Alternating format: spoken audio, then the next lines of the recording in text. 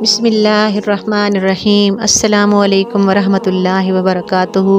ناظرین، آج ہم آپ کو 3 بھائیوں کا قصہ سناتے ہیں۔ ویڈیو شروع کرنے سے پہلے ہمارے چینل علم و بیان کو سبسکرائب کر لیں، بیل آئیکن دبائیں، ویڈیو کو لائک اور شیئر ضرور کریں۔ ناظرین، روایت ہے کہ ابن اساکر سے کہ صدقہ بن یزید نے ملک طرابلس میں 3 قبریں بلند زمین پر دیکھیں۔ پہلی قبر پر لکھا تھا کہ زندگی کا آرام وہ شخص نہیں پا سکتا جس کو یقین ہے کہ موت آئے گی اور ہمارا ملک ہم سے چھین لے گی اور قبر میں ہم کو سلا دے گی۔ دوسری قبر پر لکھا تھا کہ زندگی کا آرام وہ نہیں پا سکتا جس کو یقین ہے کہ ذرہ ذرہ کا سوال ہوگا اور وہ اپنے کیے کا بدلہ پائے گا۔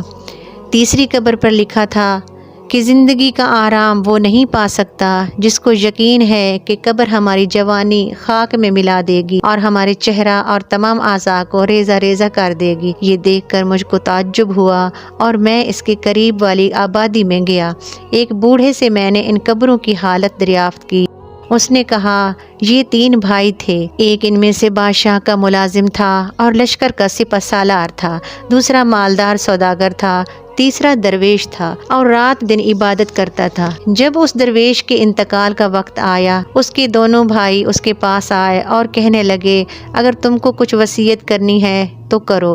اس نے جواب دیا، نہ میرے پاس مال ہے، نہ مجھ پر کسی کا قرضہ ہے اور نہ میرے پاس کچھ اسباب ہے، لیکن تم سے اس بات پر اقرار لیتا ہوں، جب میں مر جاؤں تو اس ٹیلہ پر دفن کرنا اور میری قبر پر لکھ دینا کہ زندگی کا آرام وہ نہیں پا سکتا جس کو یقین ہے کہ ذرہ ذرہ کا سوال ہوگا اور اپنے کیے کا بدلہ پائے گا۔ اس کے بعد 3 دن تک برابر میری قبر کی زیارت کرنا، اس سے تم کو نصیحت ملے گی۔ پھر بعد مرنے کے دونوں نے 3 دن تک برابر اس کی قبر کی زیارت کی۔ تیسرے دن سپہ سالار نے زیارت کر کے جانے کا قصد کیا تو قبر کے اندر سے دیوار گرنے کی آواز سنی، خوف سے کانپنے لگا اور ڈرتا ہوا مکان چلا گیا۔ رات کو اپنے بھائی کو خواب میں دیکھا اور پوچھا، اے بھائی وہ کیسی آواز تھی؟ کہا کہ فرشتے نے مجھ سے کہا کہ فلاں دن ایک مظلوم نے تجھ سے فریاد کی تھی اور تو نے اس کی مدد نہ کی۔ یہ کہہ کر ایک گرز مارا۔ یہ آواز اسی گرز کی تھی۔ جب صبح ہوئی تو اس نے اپنے بھائی سوداگر اور اپنے دوستوں کو بلا کر کہا، اب میں تم لوگوں کے درمیان نہیں رہوں گا اور بادشاہ کی صحبت اور ملازمت بھی مجھ کو حاجت نہیں۔ اسی وقت عیش و آرام دنیا کا چھوڑا اور پروردگار کی عبادت میں مشغول ہوا اور پہاڑ کا راستہ اختیار کیا۔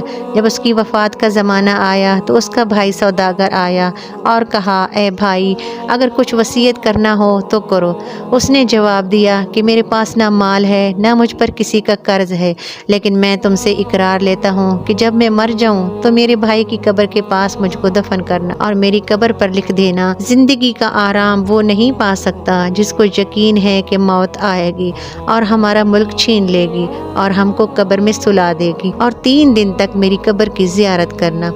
پھر جب اس نے انتقال کیا تو 3 دن تک قبر کی زیارت کی۔ جب تیسرے دن زیارت کر کے جانے کا ارادہ کیا تو قبر کے اندر سے ایک ایسی آواز سنی کہ اس کا ہوش اڑ گیا اور وہ ڈرتا ہوا مکان پر آیا۔ رات کو اس نے خواب میں اپنے بھائی کو دیکھا اور پوچھا کہ تمہارا کیا حال ہے؟ بھائی نے کہا، اچھا ہوں، توبہ سے میرے سب گناہ معاف ہو گئے۔ میں نے پوچھا، میرا بھائی کیسا ہے؟ کہا، وہ نیک لوگوں کے ساتھ بڑے درجے پر ہے۔ پھر میں نے پوچھا کہ میرا حال کیا ہوگا؟ کہا، جو جیسا کرے گا ویسا بدلہ پائے گا۔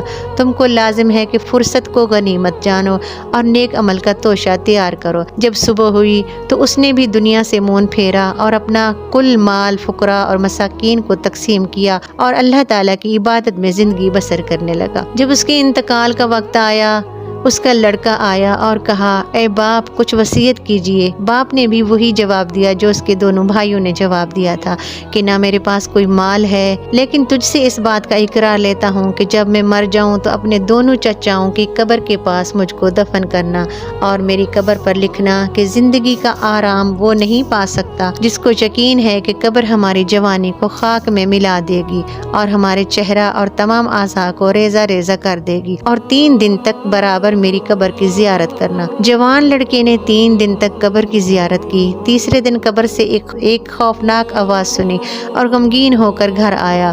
رات کو اپنے باپ کو خواب میں دیکھا۔ اس نے کہا کہ تو بھی جلدی ہمارے پاس آئے گا۔ اپنے سفر کا سامان درست کر اور جس گھر میں تجھ کو آنا ہے اس کے واسطے مستعد ہو جا، اور دنیا داروں کی مانند بے فکر نہ ہو کہ موت کے وقت تجھ کو افسوس اور شرمندگی ہو۔